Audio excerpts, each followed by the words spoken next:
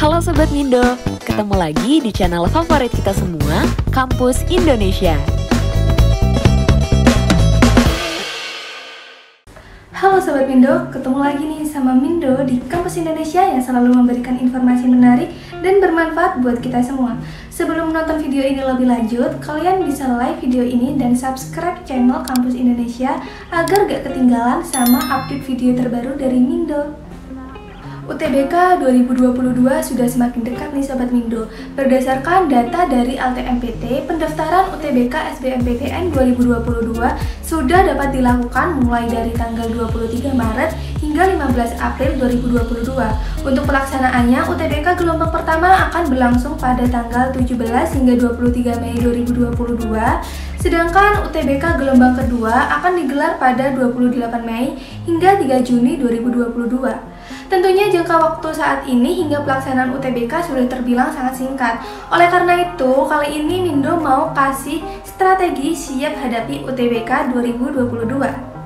Pertama, pahami skema UTBK tahun ini. Setiap tahun LTMPT menerapkan skema berbeda terkait aturan UTBK. Misalnya terkait materi yang diujikan. Selain TPS dan TKA, tes kemampuan bahasa Inggris juga ditambahkan dalam materi UTBK tahun ini Sobat Mindo. Sehingga saat ini bahasa Inggris dibuat menjadi jenis ujian yang terpisah. Selain itu, teknisan berlangsungnya UTBK juga perlu diperhatikan, seperti waktu pengerjaannya dan hari berlangsungnya UTBK. Setelah kamu memahami skema UTBK, buatlah urutan prioritas materi yang dipelajari. Dengan membuat urutan prioritas materi, kamu bisa mengira-ngira mata pelajaran mana yang menurut kamu membutuhkan waktu belajar yang lebih banyak. Menurut pendapat Mindo pribadi, prioritaskan materi yang paling berat atau paling susah menurut kamu. Mata pelajaran yang berat cenderung menghabiskan waktu belajar lebih banyak, sehingga saat waktu menuju hari UTBK semakin sedikit, kamu tidak keteteran mempelajari materi yang menurut kamu berat. Apalagi semakin sedikitnya waktu bisa saja akan membuat kamu semakin panik. Hal ini akan sangat mengganggu konsentrasi kamu. Apabila kamu sudah menguasai materi yang berat dan waktu menuju UTBK semakin sedikit, kamu akan merasa lebih tenang karena kamu hanya perlu mempelajari materi yang ringan menurut kamu. Selanjutnya, atur timeline belajar. Setelah membuat urutan prioritas materi, kamu perlu mengatur timeline belajar, atur waktu tenggat waktu belajar dan mengerjakan soal berdasarkan urutan prioritas materi yang telah kamu buat.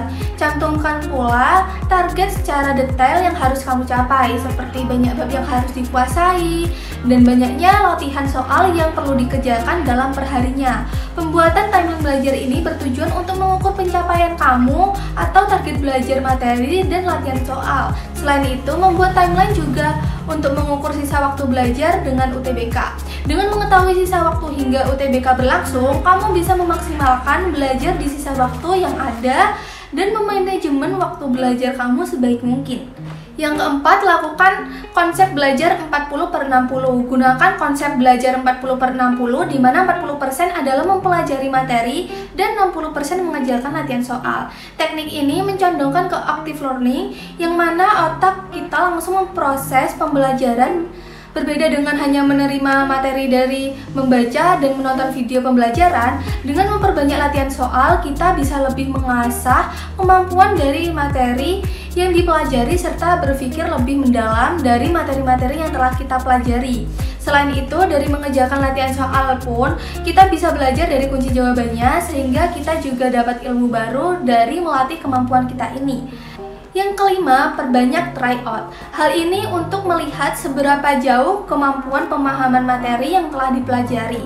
Semakin sering melakukan tryout juga membuat kita lebih beradaptasi dengan bentuk soal yang sering muncul. Selain itu, kita juga bisa memahami mengenai strategi atau trik yang digunakan untuk menyelesaikan bentuk soal yang sama.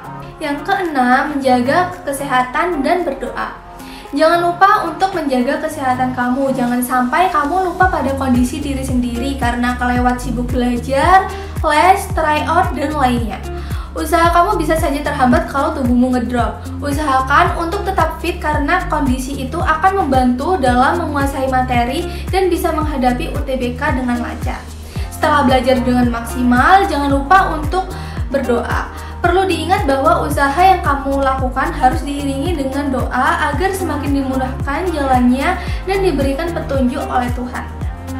Nah, segitu dulu tips dari Mindo. Tetap semangat dan selalu jaga kesehatan agar bisa mencapai PTN impian kamu. Gimana nih Sobat Mindo tanggapannya tentang video barusan? Menarik bukan?